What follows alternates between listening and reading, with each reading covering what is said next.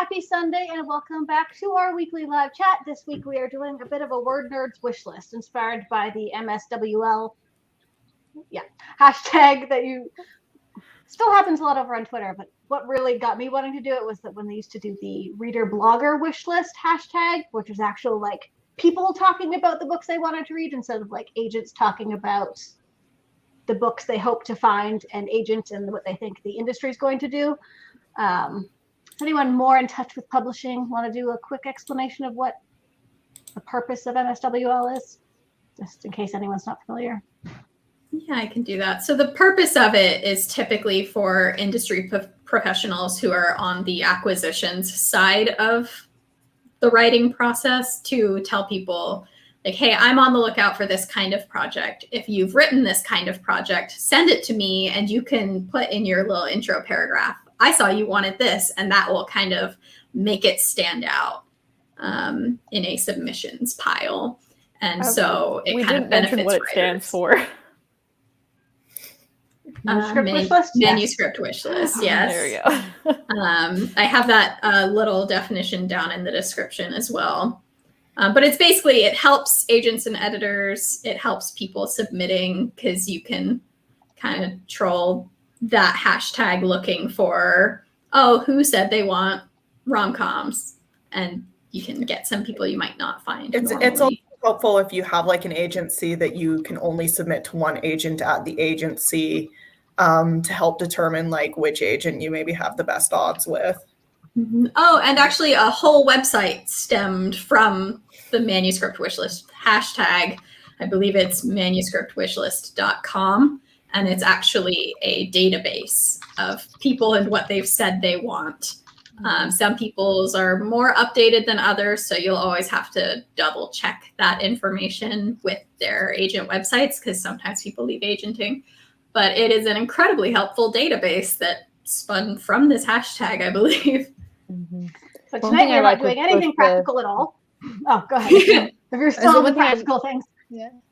I think I'm like laggy, so I don't know. But one thing I like with the website and with Twitter is looking up like titles of books that are similar to the sort of things you either are writing or the sort of things you like to write. Because a lot of times they'll say things like, oh, I'm looking for the next this book, or I'm looking for something that has these sorts of vibes. Or on the website, they'll put like some of their favorite books on there. Sometimes that's really helpful too, to be like, okay, they like this book, and I feel like mine has a similar feel to it. Mm-hmm. I was just trying to tweet from our account about the chat. But anyways, today we are mostly just talking about books that we're trying to find, books we want to read, books that we are looking for excuses to recommend to other people, which brings us to our opening question, just because we're basically talking about books that we love and obscure books that are hard to find. But one of your favorite books to recommend to people? So Megan, you go first. I was thinking about this in the lead up, and I think the book that I've recommended the most to people in the last quarter is probably the Brown Sisters trilogy. Yes. So Get a Life, Chloe Brown, Take a Hint, Danny Brown, and Act Your Age, Eve Brown, all by Talia Hibbert. They are a trilogy of romance novels, each from a different sister's POV, and they're just great. They were fun, romantic. The third, a lot of times a trope in romance novels is the third act breakup, and I do feel like it's hard to get a third act breakup lately in a way that doesn't feel too contrived, and I felt like the third act conflicts were always great in those books. So yeah. And Rachel? Oh God. I thought I had one. I realized I totally don't. Well, okay, so the book that I've been recommending most is probably House of Hollow by Krystal Sutherland, because I love that book. It's so weird, it's so creepy, it's so up my alley. But when I used to work at the bookstore, I think one of the books I recommended the most was Scythe by Neal Schusterman, because I feel like that one hits a lot of different target demographics, and I have yet to find somebody who like didn't like it. If you hear me typing, I am keeping a list of all of the books we recommend and saving them in the description box. So that's what that sound is. Thank you, Megan. We're definitely going to need that. Leah, how about you? Okay, I'm going to cheat and do 2 different books. I'm going to say one is for adult readers and then the other is for YA readers or whatever. So I have most often recommended a series. The first book is called Well Met, and it's set during like a Renaissance festival, and so like each book follows a different character and like kind of their experience in working at a Renaissance fair, and it's just like a lot of fun, romantic banter and such. And the second book I think is called Well Played. Yes. And then the third one is coming out. But everyone that I've recommended it to, like the first book, then they're like, what? I need the next book. And then I'm like, okay, here it is. But I'm warning you, the third book's not out yet. And then they text me and they go, hey, there's the third book. I'm like, it's not out yet. The Mitch book. I'm so excited. I'm so excited. And then for YA, I would say Raybearer by Jordan Ifueko. The one that I most consistently am recommending for YA fantasy because I loved that book. It was so well done. Kyra? I'm gonna go a little different than normal. There are a lot of books I recommend pretty frequently, but I'm gonna talk about a nonfiction book because I feel like we don't talk about nonfiction on this channel a ton. So like a year and a half ago, I read Invisible Women by Caroline Criado-Perez. And basically it's a nonfiction book about all of these basically different areas of data science that just like haven't studied women. So things like when they're crash testing cars and they're using like the crash test dummies, it wasn't until like the early 2000s that they even had a crash test dummy that was like based off of a female body. And lots of things like this where, because cars weren't and still aren't as tested for safety measures with like female crash test dummies, how it like makes things less safe for women. They have like a whole chapter on medicine. They have like, it's kind of horrifying also, but very interesting. I like think about it all the time. I talk about it all the time. I recommend it to people all the time. At the time I read it, I was actually working at an airport doing ground service. So I like ran a lot of the equipment that you see down on the tarmac. And I was in the middle of reading this book and I was, like thinking of all the things that like I was too short to like properly use this equipment at the airport. And I was like, they didn't account for women, working with the airplanes. So I think it's a really fascinating read if you are someone who likes nonfiction and maybe looking for something a little different to read. I've had that book recommended to me and like I won't read it because I know I'll just rage forever. I kind of did it all in one fell swoop because I was like on a road trip and that's like what I had downloaded. I recommend listening to it in increments though, because by the time I like got to where I was going, I was so mad about everything. The medical chapter, especially, it's like, what do you mean you just didn't test this medicine on women?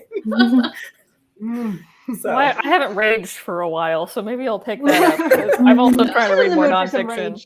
Get something to read if you want to feel something, and that something is anger. So, Emma? So this is a hard question because for me, like I always am like trying to figure out like what the person likes before I recommend things. So I'm always like, well, what other books do you like? And so usually I will try and base my suggestions based off like what they like to read. But you often, especially when you're like a big reader and people come to you for recommendations, you often get the people where you're like, well, what do you like? And they're like, I don't know, I like good books, or it's like, I like everything, or I like everything except for horror or something like that. People who like don't read very much, so they like don't really know what their tastes are. And lately the book I've been recommending a lot for that is Vanishing Half by Bennett, because it's kind of that like very commercial, almost literary fiction. So I feel like it kind of appeals to a broad amount of people. It's not like super weird sci-fi or, like it's something that is like could be palatable to a lot of people. And it's also just a really fantastic book and really makes you think about a lot of things. So I've been recommending that a lot. But my other book, I would say, when people tell me that they like science fiction and fantasy, usually one of my top recommendations is always A Darker Shade of Magic.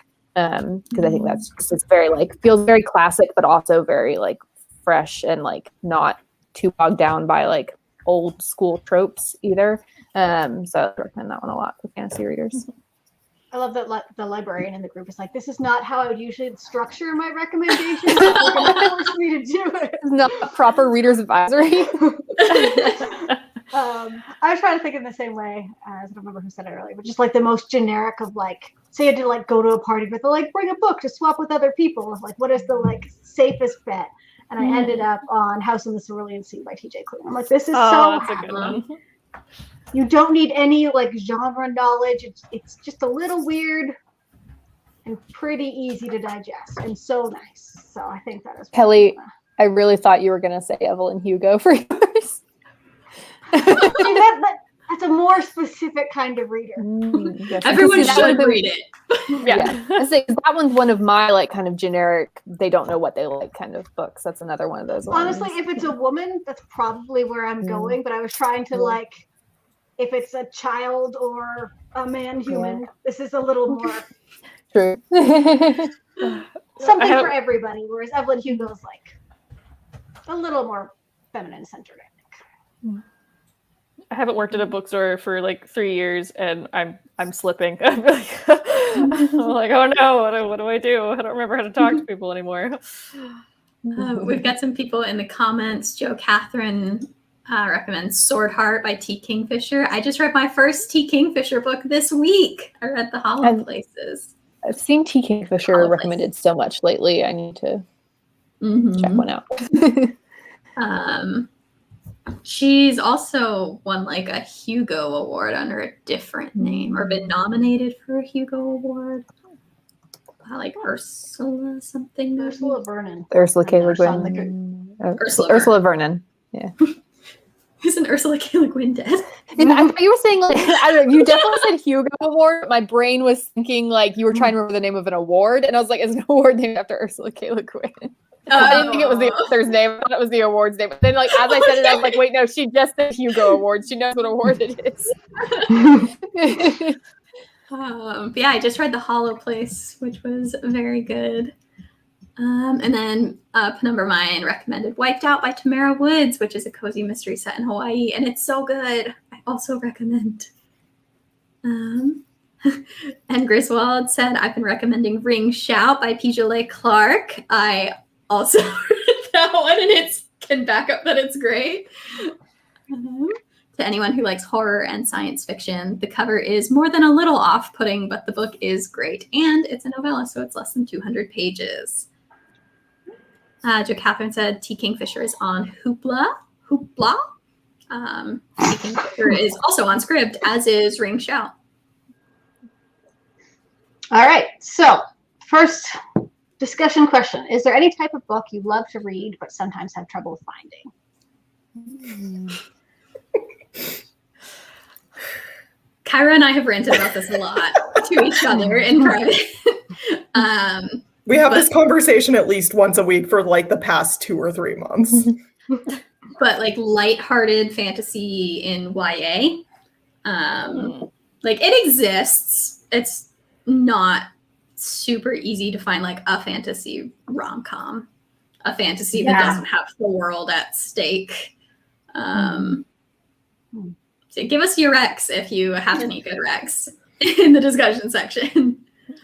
Even now, I'm trying to like rack my brain, but yeah, like dark fantasy is definitely the way to go. There's not a lot of, like everything in YA now has to be like grimdark, and I like that, but I also totally get that it's like, oh my gosh, can we like not have to save the world? Just honestly, once? dark fantasy has like lost its meaning for me because like everything has it now. So like, what even is it as a genre? Because like, it feels like every book is someone's like getting gruesomely murdered and like horrible depression and everything is ruined. Like there's just not a lot, like there's lots of gore, there's lots of evil, like so it's hard to find just like I also another thing I like to rant about is I am not someone who I think a lot of times in a lot of different media, not just books, there's this tendency to think of darkness as being like inherently like literary or superior to like light fluffy stuff. And I enjoy a lot of darker media, but I don't see darkness as in and of itself being a quality. It's something that you can do well, just in the same way that you can do like a rom-com really well.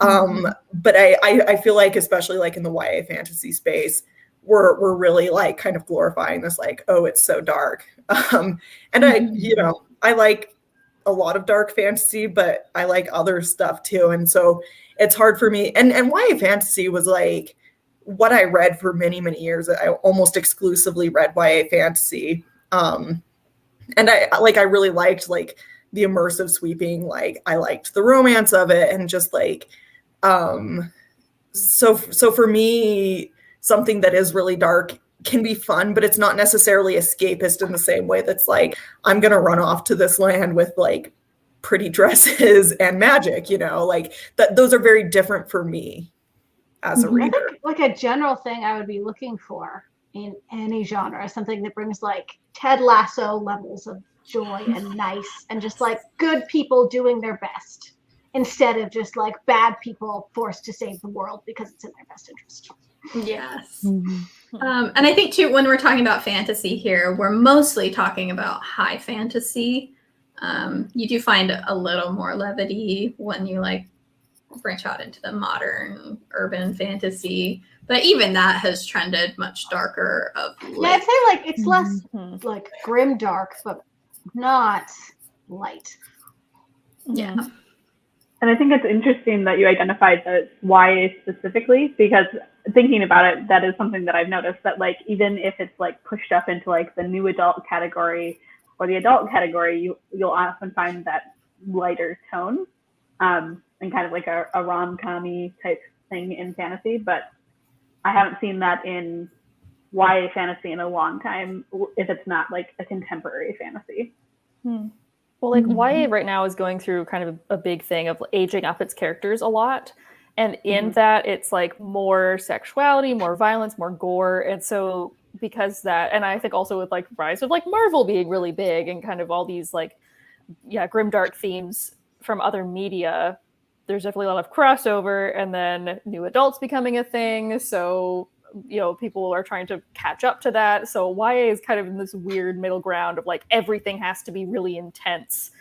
I think YA, when it kind of had its boom. Sorry, do you want to finish your thought, Rachel? No, it's okay. Go ahead. I got really excited about it. Go ahead. Because I rant about it to Megan in private once a week for the last 3 months. Now we have a platform. But now you're all listening. So I think a lot of this issue, not like exclusively, but like partially stems from the fact that YA had kind of its heyday with fantasy, a little while ago. And part of that was driven by a lot of adult women like discovering YA, realizing that like in a lot of ways, at least especially at the time, it was a little more female friendly than like epic fantasy in the adult market. There were more female writers, more female main characters. The pacing is faster in YA. There's this huge adult readership that discovered YA and was really into it. But recently, the adult market has been doing more to cater to those sort of readers. So a lot of those readers have kind of migrated over to the adult space. And it feels like the YA market is still chasing those readers instead of focusing on like what the core readership of YA should be, which is teenagers, Oh yeah, I could argue that for so long. I have like Megan and I will invite you next time. Yes. Okay. Like age banding, age appropriateness. I find all of that really interesting, and just like the ways that it's changing right now is, especially like having such a large adult reader base for a younger, focused audience. Or like a target audience that's younger, but you're still having an older reader base, and how like who do you market to? And I'm like, it's literally called young adult. It's not called adult. It's so funny to me too, because there are all these like, people, commentators like YA fantasy is dead. Like that's a thing people say on the internet in the industry. I don't believe that. But like middle grade fantasy is doing just fine. And so it's like, I don't know where you think those readers are going. You like, kids are becoming you wake up on the morning of your 14th birthday and you're like, I no longer want fantasy. I was reading it yesterday, but now I'm done. Now I am a teen. So yeah, and I do think there's a bit of Like, it's not dead. It's in a transition period. Like, we've seen a lot lately, you know, people going on Twitter and being like, we want more lighthearted fantasy. And then agents getting on Twitter and being like, I would also like more lighthearted fantasy, but no one's buying it. And then editors going on and being like, I would also like more lighthearted fantasy, but they won't buy it or they won't take it from me when I try to get it. And so I think it's inevitable that we're going to start getting some of it. There's got to be. Because, like, what the industry is doing right now isn't even hitting the, like, adult audience they're trying to chase. Like, we've had so many discussions about, like, we don't want any of what they're giving us. Nobody wants it. So it's just kind of... And I will say there is some like extension. Curved, and it's, you know, we're in the trench right now, and it'll start picking up soon. Yeah. And I will say there are some exceptions here. I do think that publishing is becoming more diverse, which is a very, very good thing. It's opening the market to a lot more voices, which is bringing in a lot more kinds of stories. So again, it definitely doesn't apply to every story out there. This is just, I think, a trend of publishing trying to hold on to that thing that it thinks it likes, and being resistant to this other different kind of change. But like, that's also, it's not necessarily like we're on this and now we're on this and now we're on this. Like, please keep all these like cool, weird, dark fantasies. Yeah. There's absolutely If there's a one market thing, for them. there's one thing that I wish young adult publishing would learn. It would be you can publish multiple kinds of books at once. Yeah, exactly. You know? Because like I feel like adult fiction doesn't have nearly that much of as much of a problem. Like, there's a wide variety of stuff being published all the time, but like YA, like they feel like they have to have like the current vampire subgenre, you know, like whatever that is, they have to know what it is and only publish that. Yeah, I haven't trends in adult publishing. Yeah, I haven't studied in depth like the history of YA by any means, but I think it's interesting that a lot of people, when they think of YA authors, they name just like a few of the more popular ones from like a couple decades ago. And that like, that's just like what everyone outside of the readership knows as YA. So then like, that's kind of what is like sold. But like, if I speak with my students and I ask them what they like to read or what they like to watch for TV or movies to try and recommend something, or what video games they like to play, it's such a wide array of what they want. So it would make more sense if publishing kind of went more the adult route of like, we're gonna go for multiple genres and multiple subgenres. Okay, that brings us to our first request really nicely. Jennifer says, my students need books that are of interest to high school/middle school students, but really easy to read because they aren't native English speakers. Any genre. Any genre. So it's middle school and high school? Yeah. Okay. This is, having worked in like a K through 12 library, this is one of the hardest things to find recommendations for. I'm sure Jennifer knows this as a teacher. Yeah. I'm sure Jennifer knows this as a teacher, but they're called high-low books. So looking for those might help. But novels and verse are always a good idea. So like Elizabeth Acevedo's books and Kwame Alexander, he would be a good one. Just Jason Reynolds. I think he has one in verse too. Oh yeah, a lot of Jason Reynolds books would be good, I think. So like Long Way Down would be great. For middle schoolers, there's like a Look Both Ways, I think. Yeah. It's like a bunch of little stories that tie together. I also highly recommend graphic novels. Yeah. The Prince and the Dressmakers, the only one that's coming into my head right now, even though I know I've read more graphic novels. Mooncakes. Lumberjanes, that one's very beloved. By Jean Luen Yang. Yeah, Jean Luen Yang. Nimona.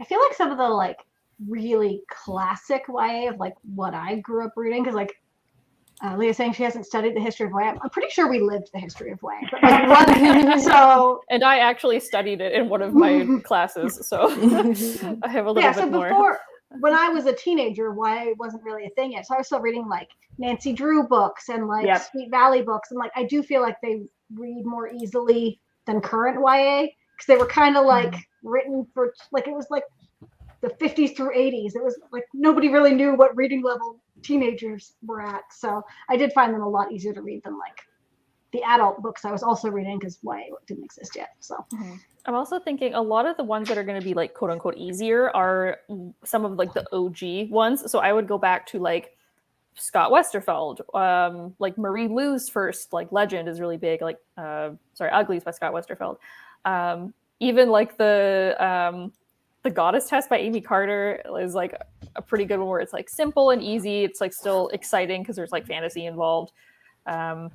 Like Mortal Instruments, like stuff that's part of the first wave of YA definitely has a simpler and slightly younger voice.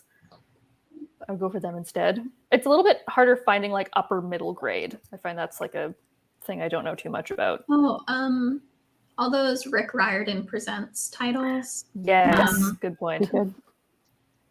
Terry Pratchett's middle grade books are really great.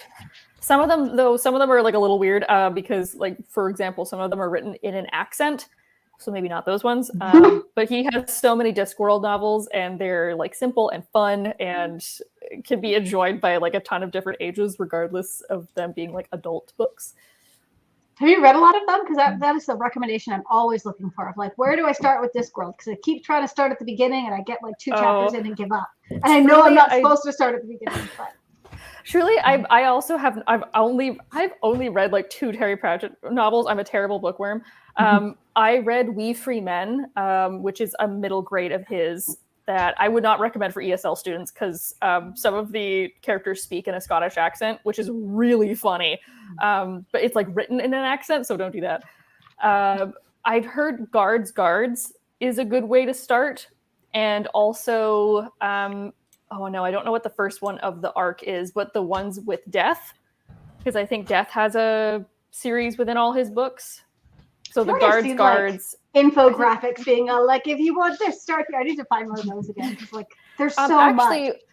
Dominic Noble on YouTube has a really good video talking about all of Pratchett's books and like the arcs and where to start. And Griswold would like to see more magical realism novels that aren't super literary. I love magical realism, but sometimes the topics they cover are too heavy to pick up one right after another. Totally agree. I always feel like they're super literary. I think it's because of like what I was made to read in high school. Like, this is what magical realism is. Thanks. I hated magical realism for so long because of that, and now I'm like, oh wait, you mean there's like actually like really cool, weird, wild ones? Like, I like those way more. Yeah, it's like the only one I can think of that isn't super literary is Don't Date. Was it Don't Date Rosa Santos. Rosa Santos, yeah. Doesn't Nicola Yoon have a new one? Is it either Nicola Yoon or David Yoon that came out with one that's like a girl can see how relationships end? I don't know if is it magic realism? I don't know about like the world being magic realism, but like the girl and her experiences are a little out of the ordinary. Does that count? Now it's like a specific like, because I know when I was reading them in high school, it wasn't a specific culture. Now I feel like magical realism has to be a specific. I don't remember what it is. Magical realism, as a literary tradition, comes from like Latinx, like kind of originally. So there are like concerns about it being sort of appropriated. That's not a discussion I know a lot about. I know it's out there. I don't necessarily feel comfortable giving a lot of commentary on it, but worth looking into if that's a genre you're interested in, is that conversation around like its origins, etc. Yeah, I'll just add in that some people I've seen using the term fabulism for when the book doesn't necessarily have a cultural context of magical realism, but it's still kind of similar ideas explored. But it is overall fantasy. Yeah, part of like what's difficult with magical realism is it is like really hard to define it. Like when one of my former bosses taught like a YA class for college students, and like she and I would try to explain it to them, and we were like, it's just one of those things that like you know it when you read it. Like they would like name books for us, and we could tell them whether they were magical realism or not. But we were having the hardest time like explaining it. We've got some more book recs in the discussion section. So yeah, keep those coming. I'm taking this as a request of I want so badly to like comics, but they always get so dark. So. This is Kyra's arena. Yeah, I enjoy comic books. If I were to make like one recommendation for something that is less dark, but and also just like a good springboard into comics, I would say the Miss Marvel series. It is like a lot lighter than a lot of other sort of superhero comics. And it's also nice because if you are like interested in getting into like Marvel or DC, like those are both like really expansive universes. People have been publishing those comics for like 70 years, and it's really hard to know like where to jump in. Because Miss Marvel was introduced in, I want to say like 2014, she's like a newer part. So it's like easier to get caught up on like all of her stuff. You don't have to like, there's just less background that you need to know. And it's also just like a very delightful series. It's, like it's superhero stuff. There's still like stakes, but it's just like a lot less dark than a lot of other stuff that's out there. A lot of Spider-Man comics also tend to be a little more lighthearted than your run-of-the-mill stuff if you're looking for like something that's more like a more mainstream hero. Miss Marvel's becoming pretty mainstream. For superhero comics, those are my recommendations. We've already kind of mentioned a couple of graphic novels that are good, like Nimona. Like that's a very lighthearted graphic novel. But if you're looking specifically at like comics and superhero comics, Miss Marvel is fantastic. I actually watched a TikTok on like how to start with Marvel a couple days ago, which is always something I've wondered. But like Pratchett, I want to start at the beginning, but I deeply do not want to start at the beginning. No.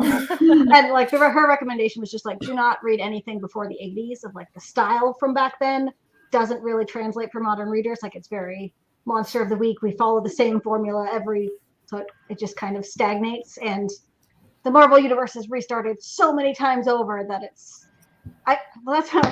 It feels like it's impossible to get caught up, so just accept it and jump in with the character you're interested in, or just at a point that you think. Yeah, like find a character you're interested in, start reading their stuff. If you get really lost, look it up on Wikipedia. That's my recommendation. It is really hard to get into because there is so much of it, and that's, I don't know, for me something that's like both really frustrating and fun about comics is it's like one of the most chaotic forms of media, just because it's been like a lot of these lines have been going so long. A lot of them have been like revamped and like retconned and like crazy stuff like that. But in a lot of ways that chaos is kind of endearing to me. Mm-hmm. I think it's interesting that a lot of us are like, we want these things, but more lighthearted, because we are sad all the time in real life. Because more lighthearted. Well, it's not like the last year is like everyone's like, oh my god, enough of this grimdark already. I was thinking about horror. Speaking of not lighthearted, one of the books that I've read and recommended a lot lately was Plain Bad Heroines by Emily M. Danforth. It's that book right there on my shelf.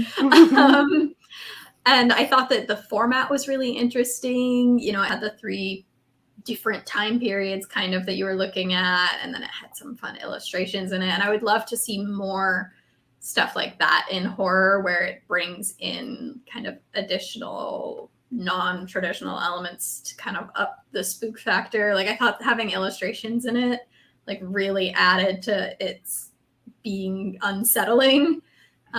So I would love to see more modern horror with kind of unique storytelling formats. And if anyone has any recs, I would love to hear them in the discussion section or the comments.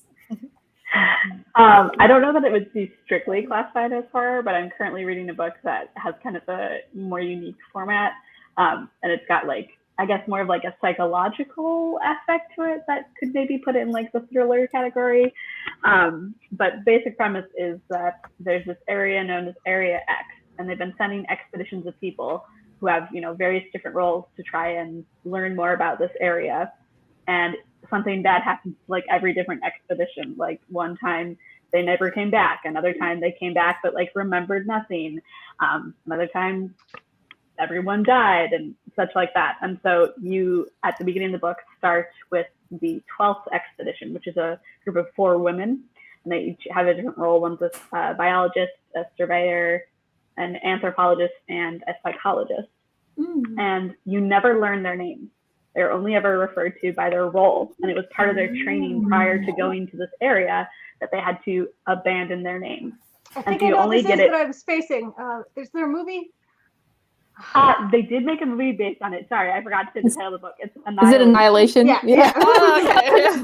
Annihilation. Have you read? I haven't read it, I I've seen have the it movie. saved on my script account because I've been Okay. meaning to read it. And it's pretty short. It is, and it's very interesting because you can't really necessarily rely 100% on the narrator, because she admits that the psychologist has been hypnotizing them. So you're like, I don't know if this is actually happening or not. So it's got definitely like a creepy factor to it, and it's kind of an interesting format because you don't have the names of characters and stuff. Yeah. Liked the movie. I haven't read the book. I know the movie's very different though. Yeah. So now I'd be curious, like based on the book description, before I realized I was familiar with it, I'm like, oh, that sounds really cool. But the parts I thought were cool they're different than what I remember from the movie. So I haven't seen the movie. I'll have to watch it after I finish it. yeah, it's interesting. It's weird, but in a good way. One thing I'm always looking for more of, and like this is out there and it's like always getting published, but like there's not enough of it in my opinion. And also like I feel like I'm just like picky about it too maybe, but I always want like more like romantic fantasy, like not fantasy romances, because like there's a fine line between the two. And I don't really like fantasy.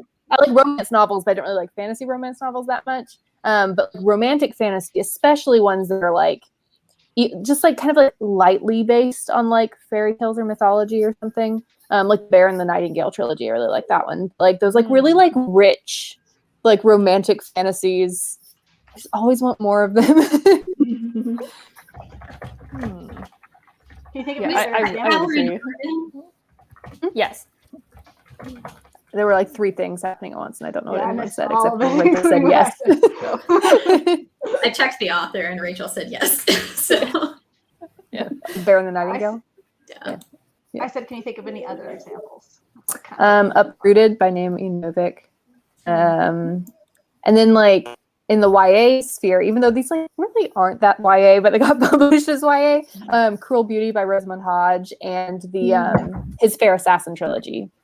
I'm blanking on her name, but all like that sort of thing. Yeah, Robin Fevers. I want those sorts of books. More of them. Oh. Emma actually answered the question I was going to ask next. So we'll try to think for Emma. We'll open it up to everybody of like, is there something you're always looking for and always trying, but like never quite get where you want to go with the books you try, with what's recommended? Rachel. Pick me. Oh my god, I know you. I'm like I ranted into this about all of you before. I'm always looking for Hades and Persephone retellings, and none of them are good. Okay. Yeah, exactly. So Romantic fantasy that's like sort of based on mythology. I want good ones. there I we want some go. good Hades and Okay, Persephone. yeah. So One of my listen here. critique partners wrote a good one if she ever gets it published. Yes. Oh my gosh, I'm just like Everyone is it's queer so- in the book. Oh my gosh, amazing, perfect. Like that's what I'm looking for. You know, like I don't know why I love Greek mythology and I love newer, more modern interpretations of that story. And I find that the majority of Hades and Persephone retellings are romance novels that like really miss the mark because it's all like weird relationships or like they don't treat each other very well, or it's like there's a lot of essay in it, and I'm just like, why? Like, I don't know. Or it's just an excuse for them to, get raunchy in the underworld, and I'm kind of like, this isn't what I want, and I just haven't been able to find a good one. I found some okay ones, and I do plan on eventually doing some like TikToks or like a YouTube video on them. So I've been reading as many as I possibly can find, and I'm just like, my expectations are always up here, and they're always just slowly going down. I want something like Lore Olympus, but in book form, not webcomic form. That's like such a good Hades and Persephone making a book out of it, but yeah. It's like, and just not even just like that story and Hades and Persephone. Like, I just want more books that feel like that story feels. Exactly. Like, I don't know. Like I remember when I first found it and read it. Like, I mean, this was like a couple years ago. But like I like went through like 100 episodes, and like I just like scrolled for like hours until I was done. Like, I couldn't stop. It was so good. I wonder if that For the Wolf one we were talking about recently will be kind of. Yes, I'm reading it right now. Very high hopes. Oh yeah, I'm reading it right now. I really, really like it. But it has like a bit of like a romantic thing to it, but it's definitely more like romance. It is a romance, but it's not. I don't know. Like, it's not, to me at least, very like romantic. It's definitely more like creepy. Not the relationship. I just mean like the atmosphere is very like okay with that. Horror and like creepy forests and whatever. There is a romance there, and I do quite like it. Like, literally, I was there being like, oh my god, they're holding hands. Like, yes, this has been so high on my TBR, but I've been waiting for it forever with my library. I really like it. Rachel's review actually has me more excited. I was worried it was gonna be like too romance heavy for me. Of like, I want the creepy forest. Like, we can do both things. So as long as we're doing both things. I almost would like a little bit more romance. Like, I love it right now. Like, I think it's really, really cool. It has that same like House of Hollow kind of vibe to it that I absolutely love. So there's that. Yeah, and also just like I would also like to find more retellings of stories, but specifically more retellings of non-Western folktales. I'm still 20 weeks away on my hold for the Wolf. So one day I'll get to read that. No. I haven't read it yet. I just remembered because I was checking on my holds, and I'm also on hold for this one. But since Rachel mentioned non-Western retellings, I'm excited to read She Who Became the Sun by Shelley Parker Chan. Yes. I'm also reading that one right now. I'm 4 weeks away on my hold for that one. That one is like, I don't know how I feel about it yet, honestly. It's like, it's dense. It's like a densely written book. It's not necessarily it's like a political retelling. It's not like a mythology retelling. It's the retelling of politics. Well, actually, I think that's my own fault, because I went into it being like, "Oh, happy fun time, like Mulan retelling. This will be great." And now I'm like, "Oh my god, wow, damn, okay, this is a war book. Wow." I do really like it though. I think we'll have things to say.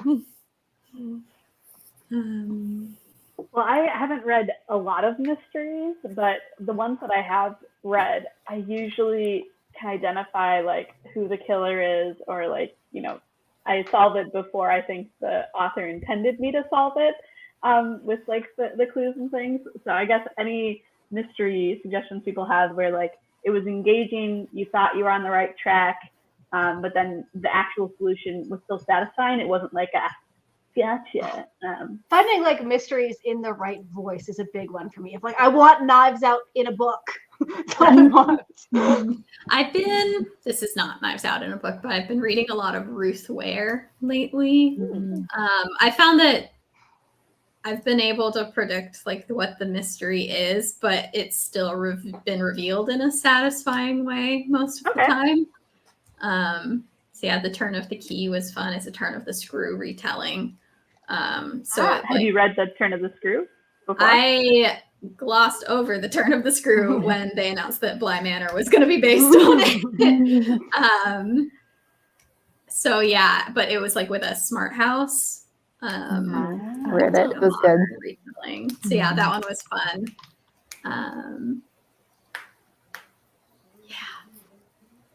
Ooh, I want, this is off topic of mysteries, but I would like more romance novels where the point of view character has just been openly pining for this person for ages. Like so many of the popular ones coming out right now, there's like a bad first impression, and so they can't get like, I want someone who's been yearning for years and then they get together satisfyingly. I've read a couple that tried, but I felt like they missed the mark, and I want one. Really The only good one I can think of is one you already recommended, but like Danny Brown like has a little bit of that, or like they both liked each other for a while. Yeah. And yeah, that was refreshing because yeah, it's always like, oh, I don't like this person, you know, to like draw out the like them getting together. But yeah, it'd be nice to have things a little bit different every once in a while. I think it's just difficult to pull that off because like how would you pull off? Okay, It would have to be very busy. Well, like, I'm have to have a lot going on. Yeah, but well, like I'm trying to think of like, okay, mutual pining, best friends for years and years, and one of them has a crush on the other one doesn't. Like, what's the incident that makes that person suddenly fall in love back? Like I feel like that's a little bit hard to pull off. Yeah. So And then also still tension. Yeah, also still tension. Yeah, and like an actual like issue. I get like if the issue is that like, oh, we've been friends for too long. I'm like, what's the problem? Yeah, exactly. Yes, I think I can't imagine trying to pull it off myself, but I would love to read it pulled off. There's ways to do it. Like the reason they, like haven't previously been together could be that like one of them's been in like another long-term relationship, or they've been off like doing a PhD somewhere and now they move back home. Like there's things you could do. Yeah, maybe something like this isn't a recommendation, just the way this situation works. Of like To All the Boys I've Loved Before, of like the boyfriend that her sister's ex, basically. Like she was pining for him, he ended up with the sister, and then didn't, and then nobody ends up together. Actually, this is like kind of not quite, but sort of. I just finished People We Meet on Vacation by Emily Henry. I've heard very good things. Hey, it was great, first of all.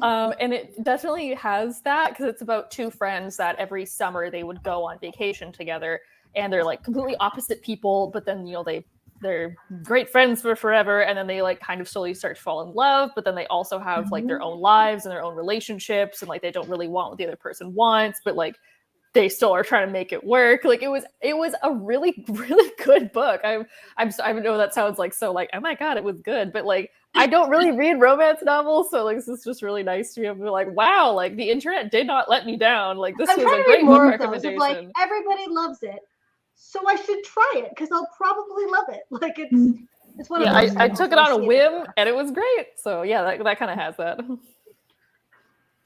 Okay. I feel like I've lost track of our comments, but we definitely have some requests, so I want to get through. Yes.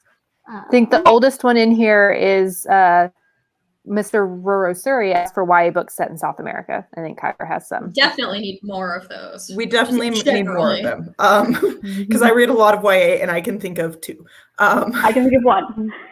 So the two I can think of, Furia by Shamli. That was the one that I had. Set in Argentina, a soccer player, fun read. I enjoyed it.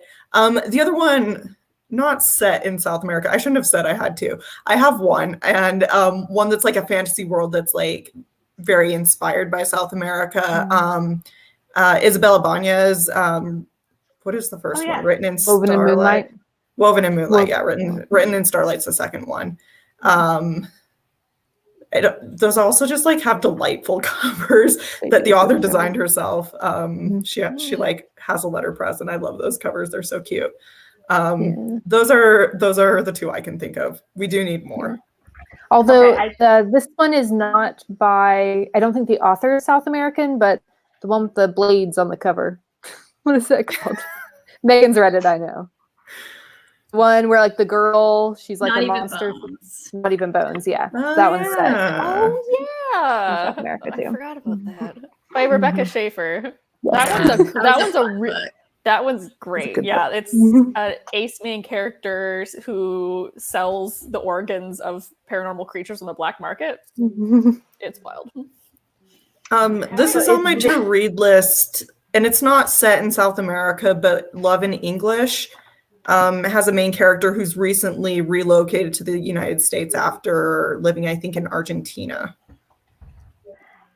Yeah, okay. So if we're not looking for specifically set in South America, but has ties to South America, The Griefkeeper is about it's kind of like magical realism-esque. The main character is trying to seek asylum in the United States with her sister, and so she signs up for this government program where she carries the grief of someone in the U.S. In order to gain access, and it's really heartbreaking, but it was good. Well, that's a cool concept. Gotta be in a very specific mood for that one, I think.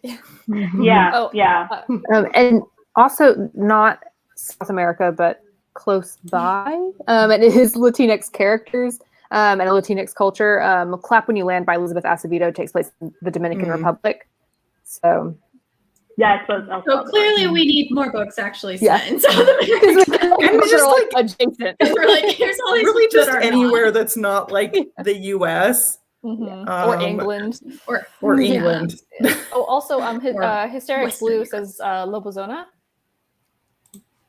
Oh yeah. I wanted to look that up just by the enthusiasm of that comment. Yes. They say that's Argentine diaspora. Yeah, I've read some really good like Sorry. Latinx YA in the past year, but most of it is set in the US. So Sorry, I just looked at the time. I have to bow, but have fun continuing to talk about books. Bye, Leah. We also have a question from In Griswold. I want to read more horror about siblings, especially sisters, Ooh, like The Drowning yes. Kind by Jennifer would also Mahan or Mirrorland by Carol Johnson. Yes. I don't know. I basically want Sibling Hill horror. House in a book, but not the book that Hill House is based off of. Yes. They are not siblings in that book. Yeah. They are. Also, The Drowning Kind sounds really cool. I just Yes. added it to Goodreads just from this.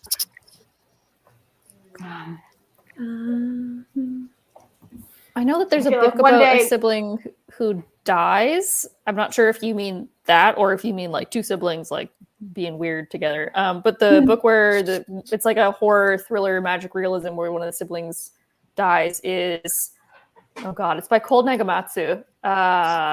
In the drowning or the drowning deep. No, that's The Mira Astral Grant. one. I think it's called Things We Left Behind. It's like a hand that's like underwater. No, I know. Oh, I have that book on my Does TBR, it have like on my reckless in the shelf. title?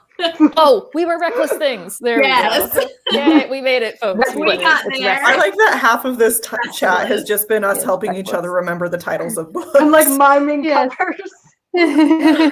Yes, We Were Restless Things by Cole Nagamatsu has a weird sibling dynamic because one of them is dead, but is texting from beyond the grave. So And Griswold says the sibling in both of these books are dead. Someone if that's from their recommendations. Because I want some where the siblings are alive. Yes. Like, me let's too. horror together, siblings.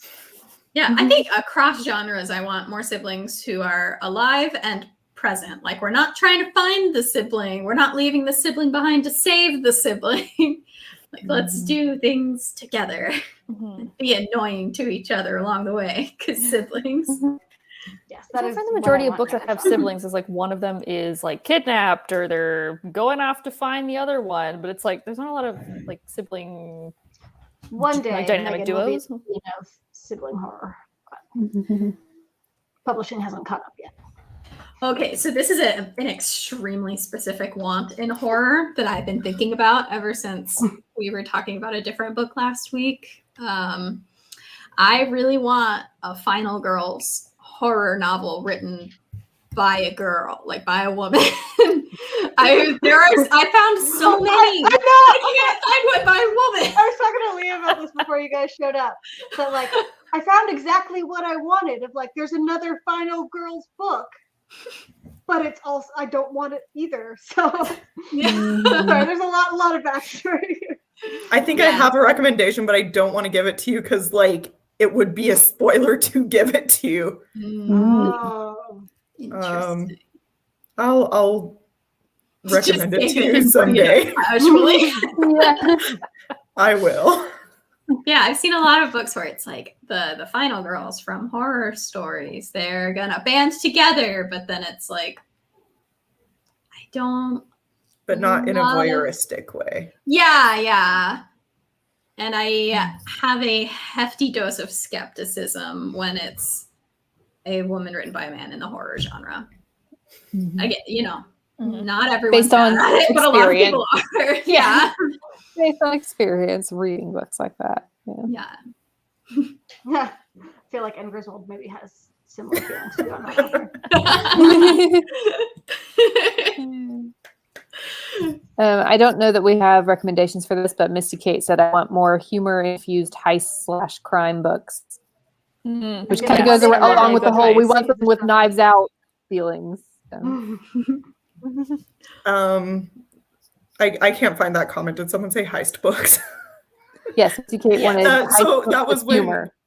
Yeah, so when Kelly asked like what we're always looking for and disappointed in, mine is like things that make me feel like Six of Crows, which I get it. That's like one of my favorite books. It's going to be hard to chase that high.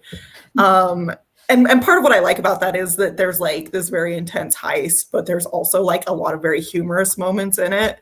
And this like also the, found family misfit ensemble cast dynamic. The closest I have found to something that makes me feel like Six of Crows is Roshni Chakshi's The Gilded Wolves is the first one, right? Yes. I like that one. I am also, if you want a book that is not coming out for a very long time, but looks good, Ace is Wild by Amanda DeWitt. I have obviously not read it because it will come out in probably 2022. Who knows? It was announced not that long ago. But it was pitched as a contemporary asexual Kaz Brecker, like running a heist in Vegas. I saw that on Twitter. Yo, I've never seen anything that seemed so like it was up your alley. That actually ties in perfect with a comment that just came in saying more ace characters in fantasy. That's my other one. More ace everywhere. And like as main characters, not as like it's great if they're side characters too. But like I also want more like rom-coms with ace characters. I can give my recommendations that I do have for ace characters in fantasy. Beyond the Black Door by A.M. Strickland. I think I maybe read it the wrong time. I think if I'd read it in a different mood, I might have liked it more. Raybearer has already been mentioned, but that has an ace side character who's really cool. Trisha Levenseller's Blade of Secrets. I don't know that it's ever explicitly stated, but the main character is very like demi-coded. I know there's some more if I can think about them. Yeah, but I also want more of that. It's one of Lindsay Miller's books. Oh Yes. yeah.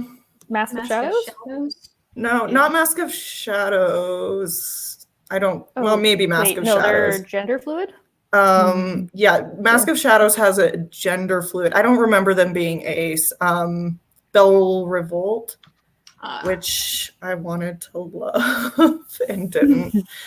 I liked Mask of Shadows a lot better than that one. Didn't oh no, who are the authors that wrote Once and Future? Yeah, I think that one. That's one of the few I have not read. No, I don't. I mean, that's a genderqueer cast, which is something that I always want more of. But they write another book because those main characters are not. I don't think they have an ace character in them. But I want to say it's like Amy Rose Carpetta? Didn't she write a character, a main fantasy with a main ace character? I'm not sure. Oh dear. I think I haven't read a lot by them, so I'm not entirely sure what it's called. But I remember somewhere in my brain. Daughter of the Burning City, the love interest is on the ace spectrum. Doesn't Rosie Thor Right, ace characters. She does. Her one that's coming out, I think, is fantasy. The one that is out, Tarnished Are the Stars, is sci-fi. Very good. I do recommend that one also. I have not read Sawkill Girls. Oh, I but love Sawkill Girls. I think that one has an ace. Yeah, it does. It's like Sawkill Girls. Yeah. But we need. I only remember tall, weird demon thing. I'm like trying to find. I don't quite remember if one of them's ace. Yeah, the daughter of the police chief or whatever. She's ace. I remember. Okay. Right. Also, Beneath the Citadel by Destiny Soria is another good one that I really liked. I'm like looking at a list on Goodreads and trying to remember all of them. And a lot of them are like, there's a very minor side character that, again, like that's fine, but not exactly what. Well, like I know this is becoming a trend, and it can overlap with so many of the other things that we've been talking about today. But like just like larger genderqueer casts, I always want to read that, whether it's like in space, in high fantasy, in like a fun rom-com. I feel like that is very underrated, like having a large group of queer characters in contemporary, because like I was a theater kid. All of my friends were queer. Like it's always in a lot of in a lot of contemporary books, there's always like the queer friend. And it's like but where's the other 7? Exactly. I know that there's somewhere. Yeah, exactly. So I would They love run in to a see pack. that. Always, yeah. I do But, think like, that's also, changing like, a lot. Like in YA contemporary, there's a lot more like queer characters have like because we're getting more stories that aren't coming out stories. So, like when it was a lot of coming out stories, it was like, oh, like all their friends at least are straight passing and they're coming out. But like now that we have more characters who are already out, we're getting more groups of friends. Since we mentioned ace characters, another thing I would like to see more of actually is ace coming out stories. Because like I just listed off almost every ace YA book I know of. I'm ace, so I look for them actively. But yeah, like a lot of other sexualities like had a really strong like list of like coming out stories, and I can definitely understand people who are like, I want stories that are not just about coming out. But in YA, like I can really only think of like 3 ace that I would consider like to revolve around coming out. And it's because it is such a large spectrum of experiences, like I would like to see more of that. I don't feel like it's something that's been like overdone. Certainly, I don't think it's even been like adequately done at this point. Yeah.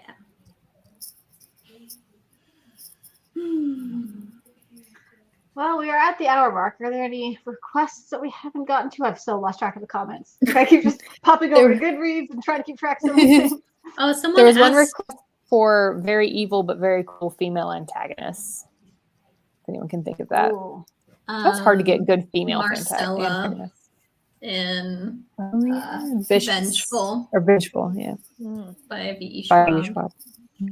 It's true. She's a good one. She's very evil, but would I follow her? Maybe. I'm surprised there are more of these. Like I felt like there was enough call for them that we would have reached the point of like with coming out stories of like, okay, we've done this a lot. Because like, who doesn't like reading that? I can't think of any.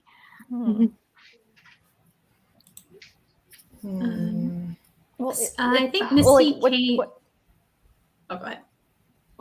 Like I know the English major answer of what an antagonist is, but it's so much harder to define that because antagonist does not necessarily mean villain.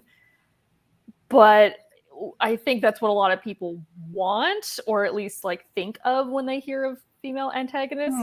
So because I'm like, well, one of the books I wanted to recommend at some point is Gear Breakers by Zoe Hanamikuta, which is, oh my gosh, it's been one of my favorite books that I've read this year. It's sapphic, dystopian, Pacific Rim. It is bomb.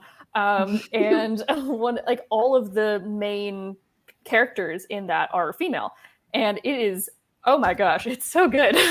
But like a lot of the family is female. The leader of the rebel camp is female. The two protagonists are both girls. And technically one of them is also an antagonist, sort of, to other people. Like it's a big web. But there's so many like women in power in that book that you could like kind of sort of count that in, you know? I just want more. Like I hadn't even thought about this until this comment, but like I want like a female Darkling. Like I feel like when you do get female antagonists, like they're more black and white, maybe. But like where are the female antagonists that like everybody's obsessed with because they're so cool, but also so evil, you know? Yeah. My recommendation was going to be The Storm Crow by Kaylin Josephson. Also, in the second book, there is he's also in the first book, but it's not revealed that he's a spec until the second book. So another YA fantasy. Also, Kaylin Josephson has a fantasy upcoming that has like a very queer cast, I think. That one has a like fun evil queen in it. I feel like I cut Kelly off. I was gonna say the only like female.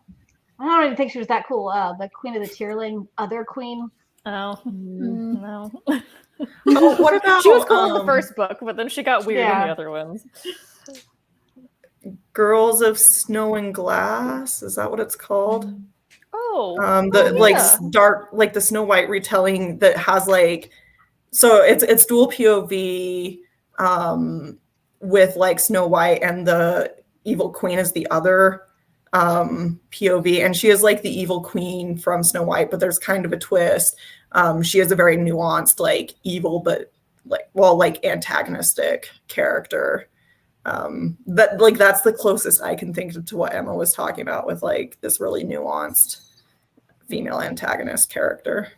No, I'm not. I'm house sitting currently, so I'm not in my apartment, so I can't look at my bookshelves. But I feel like I just want to be like, I want to turn around and like stare and be like, okay, let me go one by one and see who's where.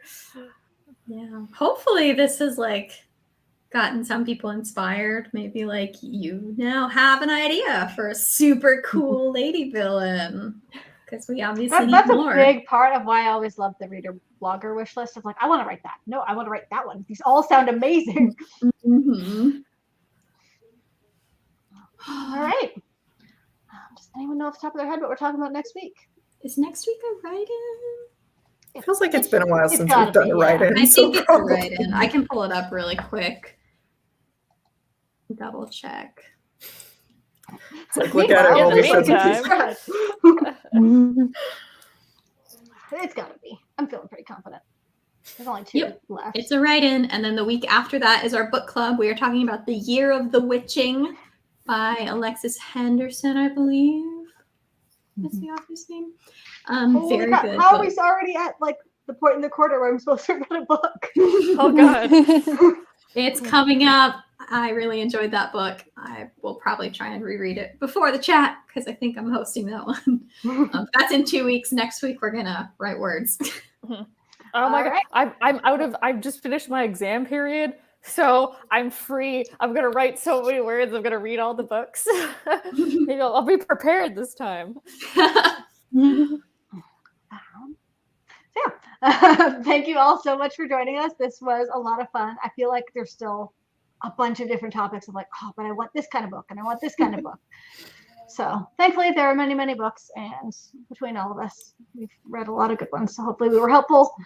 I've added so many books you guys have mentioned to my Goodreads. So thank you all so much for joining us. We'll be here for our write-in next week. And in the meantime, have a great night and we'll see you all next time. Bye.